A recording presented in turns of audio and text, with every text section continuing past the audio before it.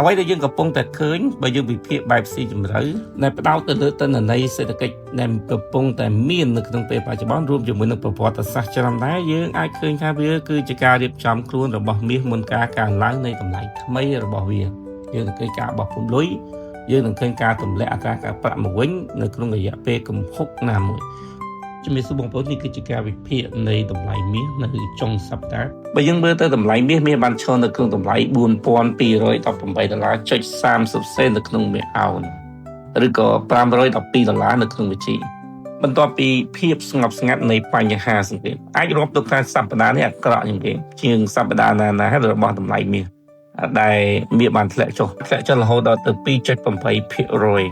អាក្រក់ខ្លាំងណាស់ក្នុងខែរាប់តាំងពីខែមករាមកលើកនេះអាក្រក់ជាងគេតែម្ដងនៅក្នុងឆ្នាំ2029បើយើងមើលទៅប្រាក់វិញប្រាក់ធ្លាក់ចុះយ៉ាងគំហុកពីខែមករាមកអស់ 23%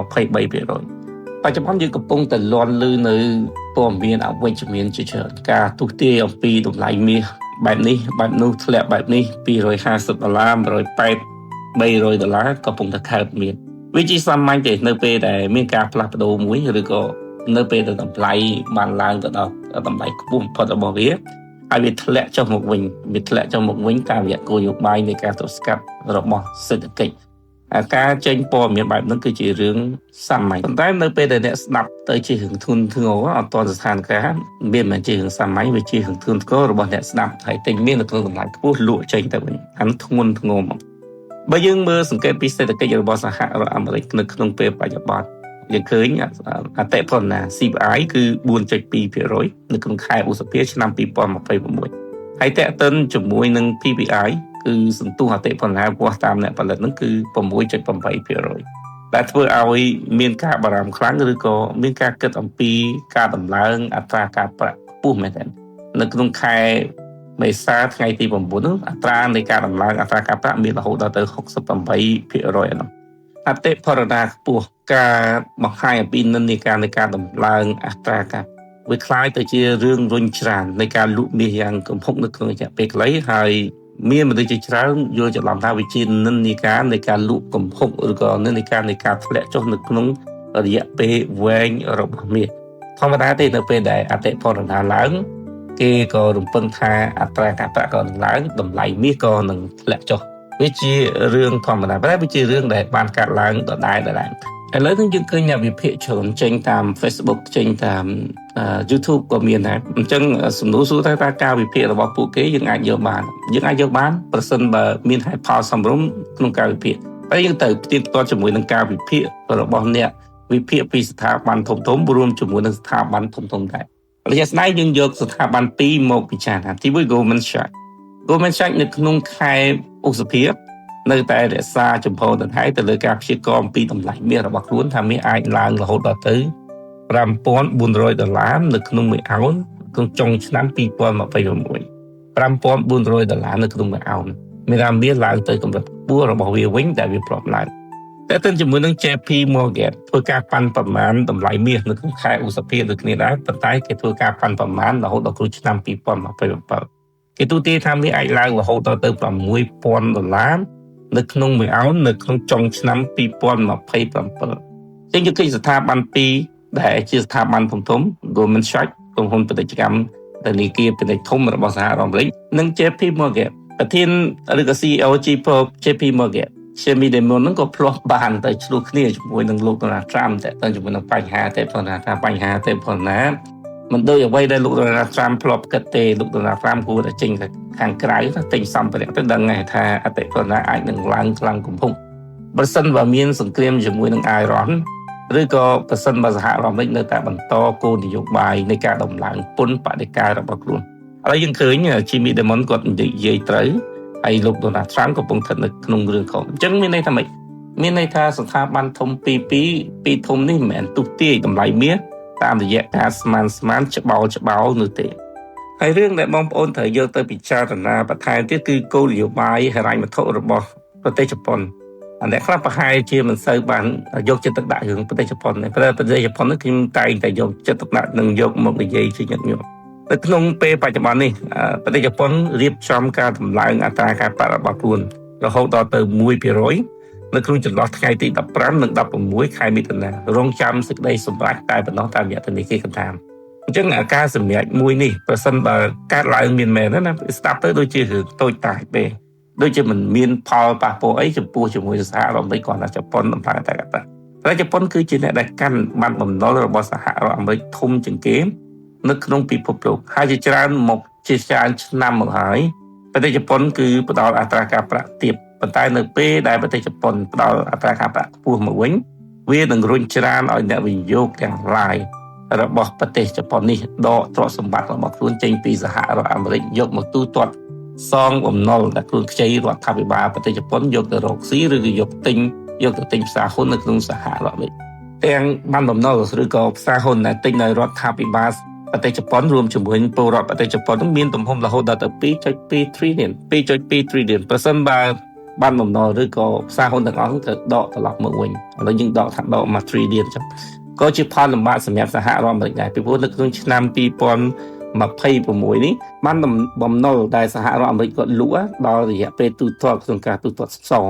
ត្រឡប់ទៅឲ្យគេទៅវិញព្រោះបានបំណុលនៅពេលដល់ឆ្នាំទៅគេសងដើមវិញទៅទាំងអស់អញ្ចឹងណាកាលពីហ្នឹងយើងទទួលបានទិន្នផលហៅថាការប្រាក់នោះឯងទិន្នផលយើងហៅថាទិន្នផលដែលយើងហៅថាការប្រាក់ទៅងាយយល់រហូតដល់ទៅ1 trillion ជាងហើយរដ្ឋាភិបាលសហរដ្ឋអាមេរិកនៅក្នុងពេលបច្ចុប្បន្ននេះបារម្ភទៅលើការលក់បានបំណុលរបស់ខ្លួនអត់មានអ្នកទិញព្រោះតែផលណាការឡើងខ្ពស់ណាអញ្ចឹងសហរដ្ឋអាមេរិកនឹងដំឡើងទិន្នផលនៃបានបំណុលនឹងបន្ថែមទៀតអាចឡើងរហូតដល់ទៅ6%ឬក៏លើសហ្នឹងក៏ថាបានដែរនៅក្នុងពេលបច្ចុប្បន្នរយៈពេល30ឆ្នាំគឺ 5% ជាងហើយនៅក្នុងរយៈពេល10ឆ្នាំគឺ 4% ជាង 4.5%ការតម្លើងនេះវាគឺជាបញ្ហាធ្ងន់តែយើងអាចមើលឃើញសហរដ្ឋអាមេរិកនៅក្នុងឆ្នាំ2036នឹងចំណាយថវិការបស់ខ្លួនរហូតដល់ទៅ 30% នៃចំណូលរដ្ឋាភិបាលយកទៅសងនៅបំណុលដែលខ្លួនជំពាក់តែប៉ុណ្ណោះអញ្ចឹងអានេះគឺជារឿងធ្ងន់ធ្ងរណាតែបើបងប្អូនថាមើលទៅគឺជារឿងតូចតាចបងប្អូនមើលប្រច្រាស់ទៅវិញនៅក្នុងប្រទេសចិននៅក្នុងពេលបច្ចុប្បន្ននេះគឺទប់ស្កាត់ពលរដ្ឋរបស់ខ្លួនមិនឲ្យទិញផ្សារហ៊ុនឬក៏បានបំណុលរបស់សហរដ្ឋអាមេរិកទេពីព្រោះចិនផ្ដល់អត្រាការប្រាក់ទាបពលរដ្ឋមួយចំនួនបំវាយសាច់ប្រាក់នៃកម្ចីរបស់ខ្លួនឬក៏អ្នកវិនិយោគបំវាយសាច់ប្រាក់នៃកម្ចីរបស់ខ្លួនទៅទិញផ្សារហ៊ុនឬក៏ទិញបានបំណុលសហរដ្ឋអាមេរិកដែលធ្វើឲ្យលំហូរលុយវាហូរចេញចិនក៏ផ្ទុកលំហូរលុយរបស់ខ្លួនហើយជប៉ុនចាប់ផ្ដើមទាញលំហូរលុយចូលមកវិញហើយសហរដ្ឋអាមេរិកកំពុងតែខ្វះខាតលុយកំពុងតែប្រកាសរកលំហូរលុយចឹងការប្រកាសរកលំហូរលុយវានឹងផ្ដល់នៅអត្រាការប្រាក់ខ្ពស់និងបំណុលដ៏សម្បើមដែលសហរដ្ឋអាមេរិកទទួលរែកបើយើងគិតអំពីសង្គ្រាមបារាំងមកដល់ថ្ងៃនេះគឺ106ថ្ងៃហើយថ្ងៃលោកខ្ញុំរាប់ខុសជួយរាប់ខ្ញុំផងមកដល់ថ្ងៃនេះគឺ106ថ្ងៃហើយមិនទាន់មានដំណោះស្រាយច្បាស់លាស់ណាមួយទេបើទោះបីជាតម្លៃប្រេងវាធ្លាក់ចុះពី$100មកត្រឹមគ្រឿងរង្វង់90និង95នៅក្នុងមួយបារ៉ែលប៉ុន្តែវានៅតែជាបញ្ហាសម្រាប់រឿងអតិផរណាដដែលទេយើងនឹងឃើញសម្ពាធបន្ថែមទៅទៀតសម្ពាធនៃអតិផរណាវាកើនឡើងសម្ពាធនៃអត្រាប្រាក់វានឹងត្រូវបន្ថែមសម្ពាធនៅព័ត៌មានវានៅត្រូវតែមានការបញ្ចេញបញ្ចូលហើយយើងឃើញទុនសកលរបស់ពិភពលោកឬក៏ហានិភ័យភូមិសាស្ត្រចាប់ផ្ដើមរត់ទៅនេះរត់ទៅនោះតែពេលនោះយើងនឹងឃើញតម្លៃមាសយើងនឹងឃើញតម្លៃមាសនៅតែបន្តរងសម្ពាធតាមរយៈការលក់ចេញពីអ្នកវិនិយោគខ្លីៗដែលគេយល់ច្រឡំឬក៏មានការដកយកសាច់ប្រាក់ទៅប្រើប្រាស់មកវិញប្រទេសខ្លះក៏ព្យាយាមលក់មាសដែរដើម្បីដកសាច់ប្រាក់យកទៅប្រើប្រាស់ជាលុយដុល្លារទិញប្រេងចឹងវាគ្រាន់តែជារឿងរ៉ាវនៅក្នុងរយៈពេលខ្លីទេពីព្រោះធនាគារទាំងអស់នៅតែបង្កើនការទិញមាសរបស់ពួកគេនៅតែបន្តអំពីការព្យាករណ៍អំពីតម្លៃមាសល្បឿននៃការទិញរបស់គេគឺ60តោនជាងនៅក្នុងមួយខែ60តោនជាងនៅក្នុងមួយខែយើងរាប់ពីត្រីមាសទី1រហូតដល់ក្នុងពេលបច្ចុប្បន្នក៏នៅតែស្ថិតនៅក្នុងល្បឿន60តោនជាងដែរអញ្ចឹងវាគឺជាការរៀបចំមាសធ្លាក់ចុះរហូតដល់ទៅ23%នៃការកើនឡើងពីដើមឆ្នាំគេរំពឹងថាវាអាចនឹងកើនឡើងលើសពីអ្វីដែលវាកំពុងតែបានធ្លាក់ចុះយើងអាចមើលនៅក្នុងឆ្នាំ2018 2019 2020ការលក់ចេញមាសយ៉ាងគំហុកការបារម្ភការភ័យខ្លាចបានកើតឡើងនៅពេលដែលអតិផរណាខ្ពស់ហើយវាកើតឡើងម្ដងទៀតនៅក្នុងឆ្នាំ2023 22 23ដោយសារតែការតម្លើងអត្រាការប្រាក់នៅតែបន្តឆ្ពោះរហូតដល់ទៅ 5.5% ឯណោះតែខណៈដែលនៅក្នុងឆ្នាំ2022មានអ្នកតម្រង់ជួរទៅលក់មាសច្រើននៅក្នុងឆ្នាំ2022នៅពេលដែលមានសង្គ្រាមបន្ថែមទៅទៀតដែលធ្វើឲ្យមានវិបត្តិប្រេងនេះចង់ចាំបានសូម្បីតែវិទ្យុបារាំងក៏បានផ្សាយអំពីការលក់មាសចេញយ៉ាងសន្ធឹកសន្ធាប់ពីពលរដ្ឋខ្មែរដែលបារម្ភអំពីការធ្លាក់ថ្លៃនៃតម្លៃមាសនិងបញ្ហាសេដ្ឋកិច្ចផងដែរពីព្រោះមានអ្នកព្យាករណ៍ច្រើន តាមរយៈការតម្លើងអត្តកបៈរបស់ធនាគារកណ្ដាលសហរដ្ឋអាមេរិកអ្វីដែលយើងកំពុងតែឃើញបើយើងវិភាគបែបស៊ីជម្រៅដែលផ្ដោតទៅលើទិន្នន័យសេដ្ឋកិច្ចដែលកំពុងតែមាននៅក្នុងពេលបច្ចុប្បន្នរួមជាមួយនឹងប្រវត្តិសាស្ត្រច្រើនដែរយើងអាចឃើញថាវាគឺជាការរៀបចំខ្លួនរបស់មាសមុនការកើនឡើងនៃតម្លៃថ្មីរបស់វាយើងនឹងឃើញការបោះពុំលុយយើងនឹងឃើញការទម្លាក់អត្រាការប្រាក់មកវិញនៅក្នុងរយៈពេលគំហុកណាមួយ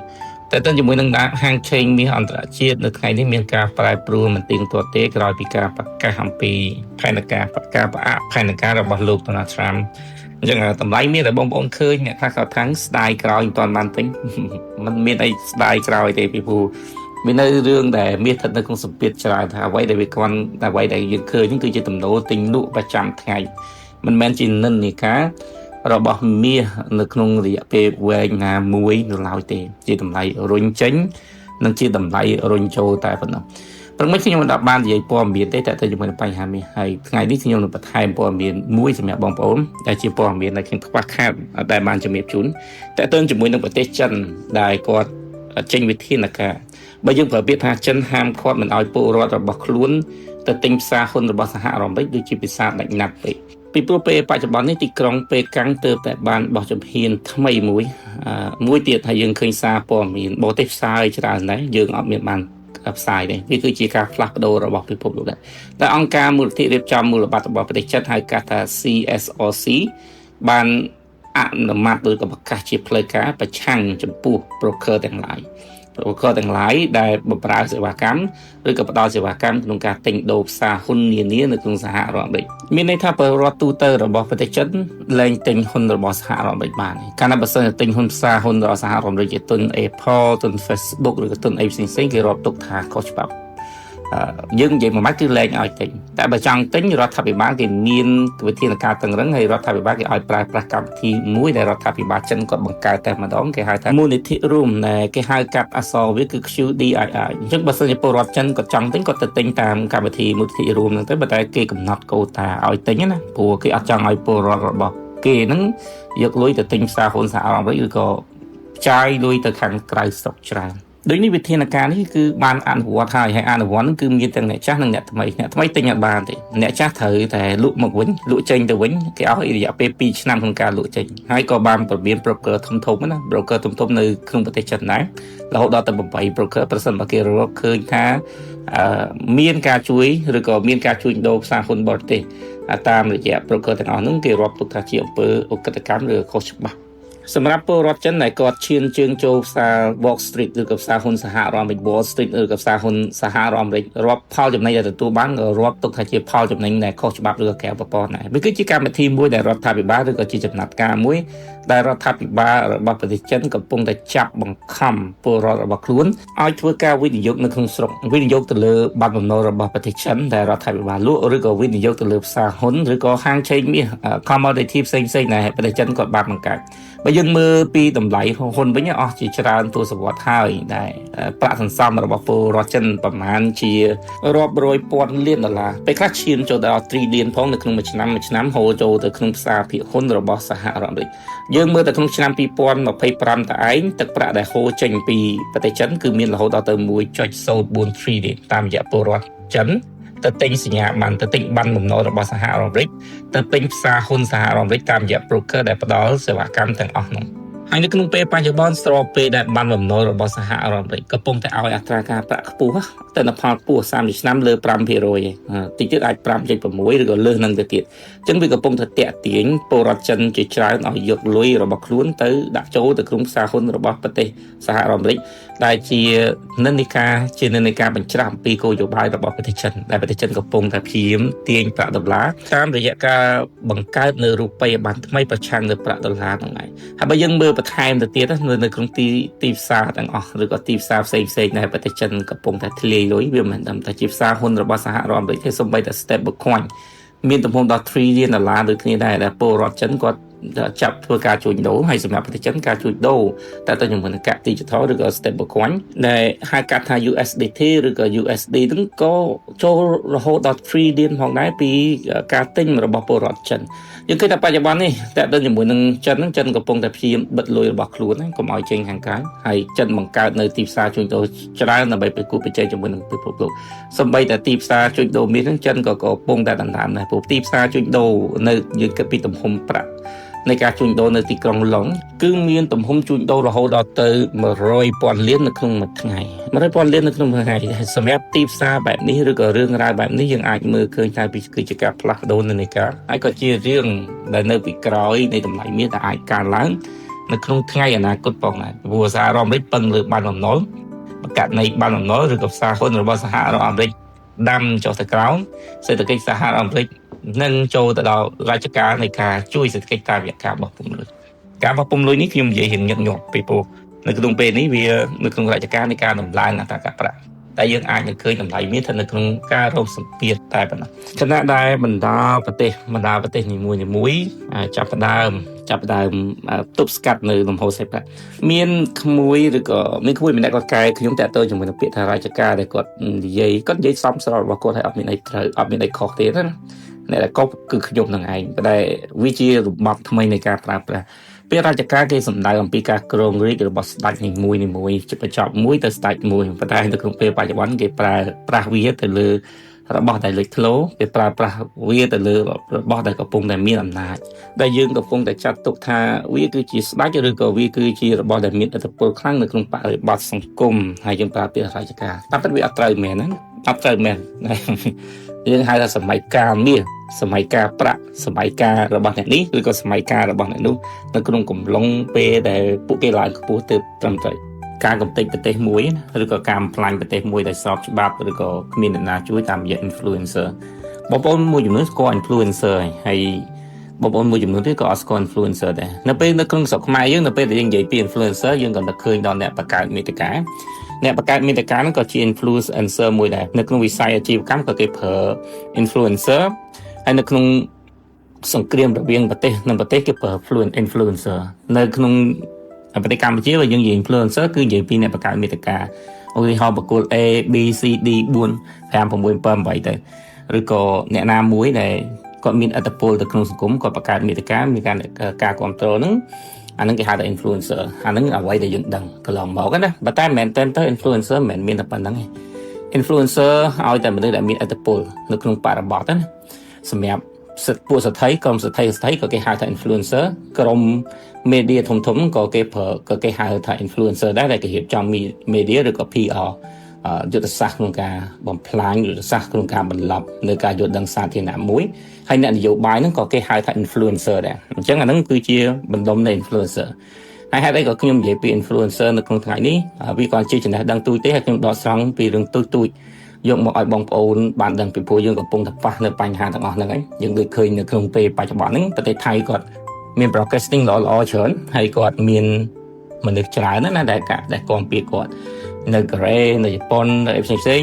យើងមើលពីនេះទៅយើងថាអូគេគាំពៀស្រុកខ្មែរច្រើនតែបើយើងមើលទៅមួយជ្រុងទៀតវាឃើញរូបភាពផ្សេងមុនមកដល់ថ្ងៃនេះនៅក្នុងរូបភាពផ្សេងម្សិលមិញយើងឃើញមានអ្នកសារព័ត៌មានមួយដែលកំពុងតែជជែកគ្នាអំពីប្រវត្តិរបស់គាត់ណាប៉ុន្តែតិចជាច្រើនយើងអាចនិយាយថាគាត់មានប្រយោជន៍សម្រាប់យើង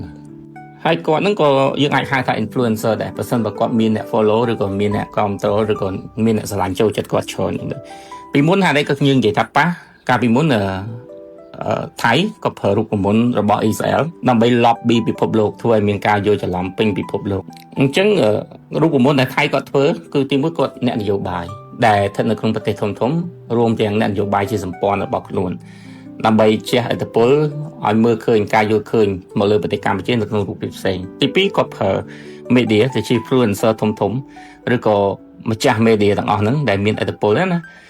ជះឥទ្ធិពលមើលមករូបភាពនៅក្នុងប្រទេសកម្ពុជាហ្នឹងនៅក្នុងរូបភាពផ្សេងពេលដែលគាត់ដកទូតរបស់គាត់ចេញទៅគាត់ផ្សាយផ្សេងទៅពេលដែលមានតំណែងតំណងមួយប្រទេសកម្ពុជាឬក៏ប៉ះតង្កេតហ្នឹងគាត់ផ្សាយផ្សេងអញ្ចឹងអាទាំងអស់ហ្នឹងគេហៅថាអំណាច influencer អញ្ចឹងប្រទេសថៃមិនមែនប្រើតែ media ទេគាត់ប្រើមនុស្សនៅក្នុង media ហ្នឹងហើយ គាត់ជួមេឌៀនៅក្នុងប្រទេសរបស់គាត់ផងគាត់ជួមេឌៀដែលគាត់ដែលគេមានឥទ្ធិពលគេសហការគ្នាដែលគេមានចំណងក្នុងការរកស៊ីឬក៏បង្កើតគម្រោងគ្នាជាមួយនឹងមេឌៀធំៗនៅជុំវិញពិភពលោកដែលគេផ្សាយពីយើងជាពិសេស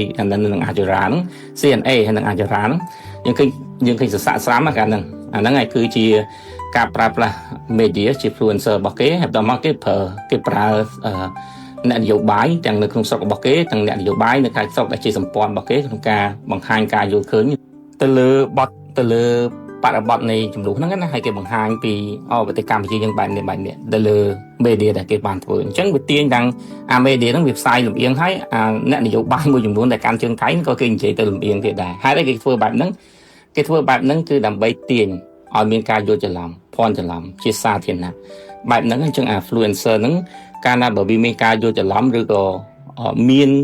ការផ្លាំងភ្លេចឬក៏ error កន្លែងណាមួយវាជារឿងគ្រោះថ្នាក់ធំខ្ញុំលើកឧទាហរណ៍ប្រទេសអ៊ីស្រាអែលបងប្អូនប្រទេសអ៊ីស្រាអែលគេមានក្រុមការងារមួយដែលមានឈ្មោះថា IPAC ឬក៏ Professional Israel ប្រទេសអ៊ីស្រាអែលធ្វើការ lobby ពិភពលោកអំពីប៉ាឡេស្ទីនបងប្អូនស្គាល់ប៉ាឡេស្ទីនច្រើនទសវត្សរ៍មកហើយអញ្ចឹងនៅពេលដែលយើងនិយាយពីប៉ាឡេស្ទីនគឺយើងនិយាយពីក្រុមភេរវកម្មទោះបីជាក្រុមភេរវកម្មពួក Hamas ឬក៏ក្រុមផ្ដាច់ខ្លួនណាមួយក្រៅពីរដ្ឋាភិបាលគឺយើងម៉ៃទាំងអស់ប៉ាឡេស្ទីនគឺពួកដាក់គ្រាប់បែកដោយដែលសហរដ្ឋអាមេរិកបបធ្វើ lobby ពិភពលោក influencer media អីក្នុងការលាបពណ៌ទៅលើអ៊ីរ៉ាក់ទៅលើលាបពណ៌ទៅលើអ៊ីរ៉ង់ហ្នឹងទៅអាហ្នឹងឯងគឺជារបៀបអញ្ចឹងឥឡូវយើងនិយាយពីអ៊ីស្រាអែលគេមាន IPAC មួយដែលគេហៅថា Professional Israel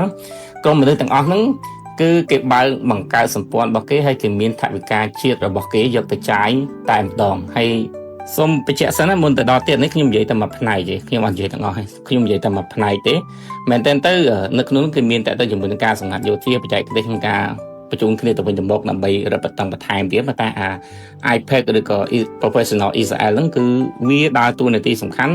នៅក្នុងការ lobby ពិភពលោកតែម្ដងឥឡូវយើងនិយាយពីវាបន្តិចអញ្ចឹងសម្រាប់Professional Israel ហ្នឹង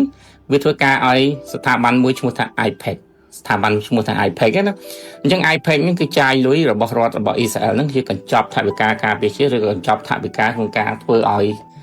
យុទ្ធនាការទាំងឡាយរបស់អ៊ីស្រាអែលហ្នឹងបានជោគជ័យអញ្ចឹង Professional របស់អ៊ីស្រាអែលហ្នឹងគេធ្វើអីខ្លះទី1គេចងសម្ព័ន្ធជាមួយនឹងអ្នកនយោបាយធំទូទាំងពិភពលោកនៅក្នុងសហរដ្ឋអាមេរិកគេចងនយោបាយទាំងគណៈបកប្រជាធិបតេយ្យគេចងនយោបាយជាមួយនឹងគណៈបកសាធារណរដ្ឋគេមិនតាមតែចងណាគេមានមូលនិធិគេមានអង្គការរបស់គេដែលមានស្ថាប័នរបស់គេគឺសិតតែជា billionaire ហ្នឹងគឺ billionaire របស់អ៊ីស្រាអែលនឹងឯងដែលបរិច្ចាគលុយជួយទៅដល់ពួកនយោបាយផ្សេងដែលគេធ្វើការរឹតបន្តឹងឬក៏ចំណងមិត្តភាពជាមួយគ្នាក្នុងការដំណើរការស្វែងរកសម្លេងគ្រប់គ្រងរបស់ពួកគេអ្នកចំណាយអញ្ចឹងលោកโจ Biden ក៏ស្ថិតនៅក្នុងអ្នកនយោបាយដែរខាង Professional Israel ហ្នឹងតាក់ទងហើយលោក Donald Trump ក៏ដូចគ្នាដែរអញ្ចឹងយើងឃើញនៅពេលដែលពីរអ្នកជាប់អ្នកណាជាប់ក៏អត់មានផលប៉ះពាល់លំមាស់ទៅដល់អ៊ីស្រាអែលដែរពីព្រោះនិន្នាការគឺអ៊ីស្រាអែលមិនត្រឹមតែសហរដ្ឋអាមេរិកនៅតំបន់អឺរ៉ុបក៏Professional Israel ហ្នឹងក៏ចាយលុយធ្វើដូចគ្នាដែរក្នុងការចងក្រងទៅសមាជិកសភាសមាជិកប្រសិទ្ធិនយោបាយទាំងអស់ដូចនៅក្នុងសហរដ្ឋអាមេរិកហេតុអីគេធ្វើរឿងបែបហ្នឹង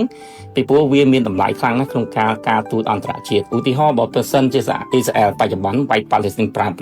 អញ្ចឹងនៅពេលដែលគេលើកប្រឆាំងនៅពេលដែលគេអ្នកនយោបាយទាំងអស់ហ្នឹងដែលកំពុងកាន់អំណាចឬកំពុងតែប្រឆាំងក្តីមានសម្លេងមួយងើបទៅប្រឆាំងអ៊ីស្រាអែលខ្លាំងណាជាអញ្ចឹងអ៊ីស្រាអែលគឺរងបញ្ហាកាលណាបើរងបញ្ហាវាតកតងជាមួយនឹងពាក្យបណ្ដឹងតកតងជាមួយនឹងការបទល្មើសទៅលើ UN តកតងជាមួយនឹងបទល្មើសផ្សេងដែលបង្កបញ្ហាលំបាកទៅដល់អ៊ីស្រាអែលក្នុងការសម្រេចការងាររបស់ខ្លួនប៉ុន្តែនៅពេលដែលអ៊ីស្រាអែលបានបង្កើតចំណងមិត្តភាពរវាងអ្នកនយោបាយជាមួយនឹង Professional Israel ដែលគេជួបគ្នាគេមានកម្មវិធីគេមានទិសដៅនយោបាយគេផ្ដល់ប្រាក់ចំណូលផ្សេងទៅដល់អ្នកនយោបាយទាំងអស់ហ្នឹងណាបើយើងនិយាយថាចុះពិភពលោកក៏អាក្រក់ដែរពិភពលោកមិនល្អស្អាតទេណាគឺបញ្ជាក់ណាហើយបងប្អូនដែលស្ដាប់ព័ត៌មានខ្ញុំតាមខ្ញុំលាបពណ៌គេឬក៏នេះបងប្អូនទៅវាយទៅដាក់ Professionals Israel Mission របស់វាផងហើយបន្តមកឬក៏ដាក់ថា IPAC AIPAC ហើយដាក់ mission របស់វាតែគេធ្វើអីអញ្ចឹងបងប្អូននឹងដឹងថាហ្នឹងវាធ្វើអីកុំឲ្យនេះអញ្ចឹងឧទាហរណ៍នៅពេលមិនឧទាហរណ៍ជាក់ស្ដែងនៅពេលដែលអ៊ីស្រាអែលធ្វើការវាយប្រហារទៅប៉ាឡេស្ទីនទម្លាក់គ្រាប់បែកសម្លាប់មនុស្ស លងគៀលបងប្អូនមកឃើញព័ត៌មានណាអញ្ចឹងឥឡូវមានរឿងអីខ្លះកាត់មានរឿងអីកើត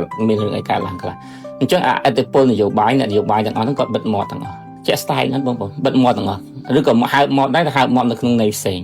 យកការយើងឃើញចូល Biden គឺហៅមាត់មកការពារអ៊ីស្រាអែលតែម្ដងអាហ្នឹងហៅអីអាហ្នឹងគេហៅថាប្រើអំណាច influencer របស់អ្នកនយោបាយក្រៅពីហ្នឹងអ៊ីស្រាអែលprofessional អ៊ីស្រាអែលហ្នឹងគេធ្វើអីគេទិញ media ធំសូម្បីតែ Facebook ហ្នឹងក៏ទិញដែរខ្ញុំនិយាយការពិតណាបើអិចទិញឲ្យបានអិចរបស់ Elon Musk ណាអញ្ចឹងprofessional អ៊ីស្រាអែលហ្នឹងក៏ទិញ media ធំ media ហ្នឹងក៏ទិញ media ហើយក៏ទិញមនុស្សនៅក្នុង media ទាំងអស់ហ្នឹងទៀតហើយទិញតារាទិញ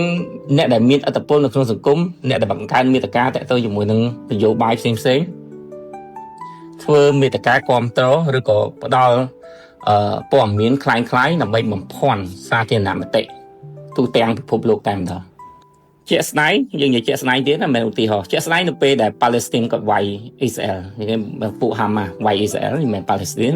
ចឹងគេសរុបរឿងគឺហាម៉ាស់ហ្នឹងគេយកហាម៉ាស់ហ្នឹងបូកបញ្ចូលជាមួយនឹងប៉ាឡេស្ទីនហ្មងជាក្រុមតែមួយទី1ណាទី2គេផ្សាយពីទុកលំបាកគេផ្សាយអំពី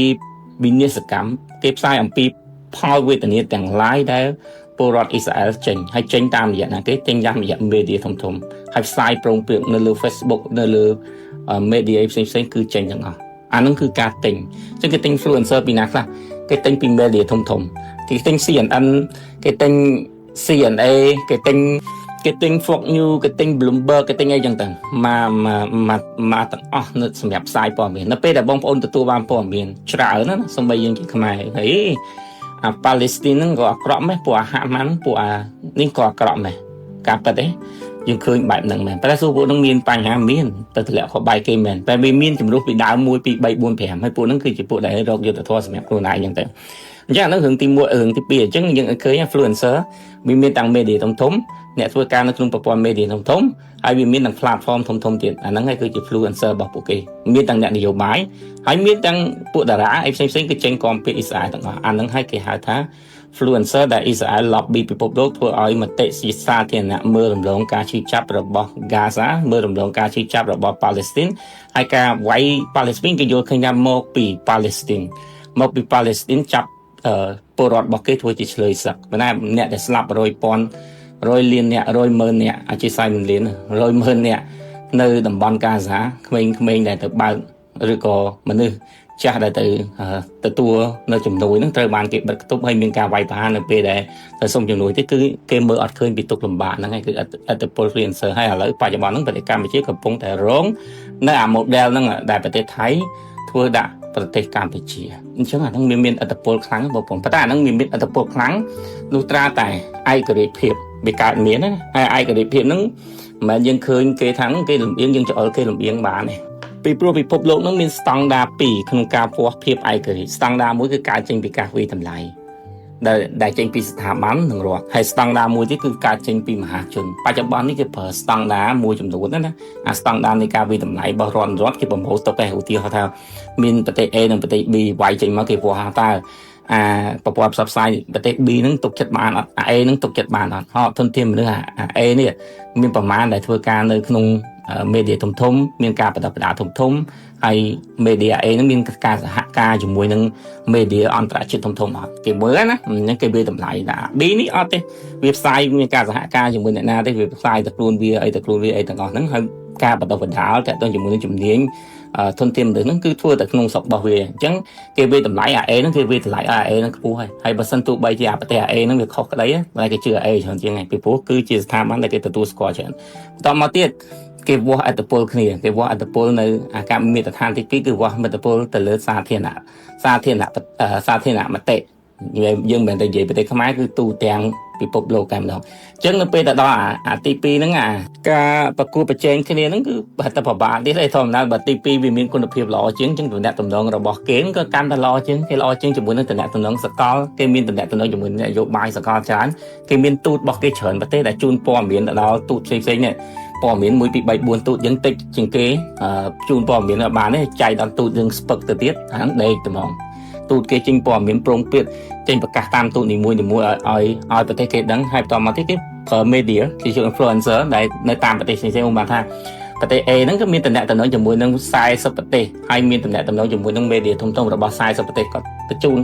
រដ្ឋគេចេញថវិកាបញ្ជូនព័ត៌មានហ្នឹងផ្សាយចេញទៅ40ប្រទេសភ្លាមហើយយើងអត់ទេយើងចាំប្រទេសខ្លួនឯងផ្សាយហ្នឹងហើយបរទេសចុះមកយកក៏បានទៅបើអត់ក៏អត់ទៅអាហ្នឹងគ្រឿងផ្សេងខ្ញុំមិននិយាយប្រទេសកម្ពុជាខ្ញុំឧទាហរណ៍ពីថាយើងឯងចឹងអាការប្រកួតប្រជែងតាក់ទងជាមួយអាមេដ្ឋានទី2នៃសាធារណៈប្រទេសហ្នឹងហើយទៅឆ្ងាយទៀតហើយជាក់ស្ដែងឧទាហរណ៍វិស័យតាក់ទងជាមួយវិស័យភាពយន្តរបស់គេល្បីល្បាញខ្ទូខ្ទខ្ទានៅក្នុងឧទាហរណ៍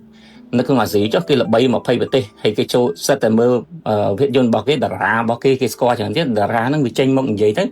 អាអ្នកគ្រប់គ្រងរបស់វាជឿទៅទៀតទៅហើយអាអ្នកតារាយើងវាស្ថិតនៅក្នុងស្រុកខ្ញុំមិននិយាយតារាប្រទេសកម្ពុជាឧទាហរណ៍ពាក្យតែយើងណាតារា B អធិស្ឋានមិនសូវមានប្រជាប្រិយភាពទេហើយគុណភាពតារារបស់យើងក៏មិននេះដែរនៅពេលដែលចេញនិយាយមកក៏មិនសូវមានអ្នកស្ដាប់ដែរអញ្ចឹងអាហ្នឹងហើយគឺជារបៀបដែលគេ lobby ពិភពលោកពាក្យថា lobby ពិភពលោកខ្ញុំនិយាយនេះគឺយកចំណាយទូចមួយនៃ influencer អញ្ចឹងនៅពេលដែលយើងចូលដល់កន្លែងហ្នឹងហើយណាយើងងាប់គ្មានអ្នកណាទេយើងងាប់គ្មានអ្នកណាទេមានតែគេចោលសំហ្នឹងដូចមានពលរដ្ឋខ្លះមួយចំនួនគេនិយាយថាពួកអាហាម៉ាស់នេះពួកអាប៉ាឡេស្ទីនហ្នឹងងាប់ហ្នឹងមកពីពួកវាពួកអាសិតពួកអភិរក្សជនហ្នឹងទុកវាធ្វើអីមានអ្នកនិយាយពាក្យហ្នឹងបងប្អូនអានេះឧទាហរណ៍ខ្ញុំលើកឧទាហរណ៍ពាក្យគេអញ្ចឹងពេលដែលយើងធ្វើសង្គ្រាមគេនិយាយអំពីអក្រិតកម្មសង្គ្រាមគេនិយាយអំពីកុមារគេនិយាយពីស្ត្រីគេនិយាយពីជនស៊ីវិលដែររងគ្រោះគឺបែបហ្នឹងអញ្ចឹងមួយផ្នែកនៃ influencer ដែលបងប្អូនកំពុងរិះគន់ណាឥឡូវឧទាហរណ៍ថាហើយ influencer ហ្នឹងមានតួនាទីពីរ lobby នៅក្នុងប្រទេសខ្លួនឯងផង lobby ពិភពលោកផងតែបើសិនជាយកមកត្រឹមតែ lobby នៅក្នុងប្រទេសខ្លួនឯងទេមិនបាន lobby ទៅដល់ពិភពលោកទេឥទ្ធិពល influencer ហ្នឹងគឺមានបញ្ហាគឺអ្នករងគ្រោះគឺអ្នកនៅក្នុងប្រទេសហ្នឹងតែបើសិនជាឥទ្ធិពលនៃការ lobby យើងមានតំណែងតំណងល្អជាមួយនឹង media ធំៗយើងមានតំណែងតំណងល្អជាមួយនឹងអ្នកនយោបាយយើងមានតំណែងតំណងល្អជាមួយនឹងតារាសិល្បៈយើងមានតំណែងតំណងល្អជាមួយអ្នកយកសារព័ត៌មានធំៗជុំវិញពិភពលោកយើងមានតំណែងតំណងល្អជាមួយនឹង YouTuber យើងមានអ្នកតំណងល្អជាមួយនឹង Facebook influencer Facebook ហ្នឹងអញ្ចឹងពួកហ្នឹងចេញមកជួយយើងបានច្រើនយើងក៏ទទួលអត្ថផលទទួលលទ្ធផលបានច្រើនពីព្រោះសម្លេងរបស់យើងបានទៅដល់ពិភពលោកហើយតើពេលសម្លេងទៅដល់ពិភពលោកគោលនយោបាយការទូតវាបត់តាមហ្នឹងពីដើមយើងនិយាយពីស្អីគេតឡាការ Facebook ណាដែលនិយាយថាស្រុកខ្មែរប្រើតែតឡាការ Facebook តាមពិតអាតឡាការ Facebook នេះគេប្រើប្រាស់យូរហើយខ្មែរយើងទើបតែមួយរយៈចុងក្រោយទេហើយអាការប្រើប្រាស់តឡាការ Facebook ឬក៏ influencer ផ្សេងក្នុងការបាត់ឬក៏បំភាន់សាធារណប្រទេសហ្នឹងគឺវាកើតសូម្បីតែក្នុងនយោបាយរបស់សហរដ្ឋអាមេរិកក៏មានកើតដែររហូតដល់គេមានចោទលោក Donald Trump តាក់ទងជាមួយនឹងការសហការរវាងរុស្ស៊ីនិងចិនដែលធ្វើការផ្សព្វផ្សាយជួយលោក Donald Trump មកជាប់ឆ្នោតនៅក្នុងអាណត្តិទី1 501ហ្នឹងណាក៏គេបាននិយាយអំពីរឿងរ៉ាវហ្នឹងដែរដែលរុស្ស៊ីមានបំណងឲ្យលោក Trump ហ្នឹងជាប់ឆ្នោតបែបហ្នឹងបងប្អូនអញ្ចឹងសង្ឃឹមថាមួយរឿងតាក់ទងជាមួយនឹង influencer បងប្អូនបាក់ចិត្តទៅទៅលាហើយសង្ឃឹមថាយើងអាចតាក់ទង influencer យើងតាក់ទង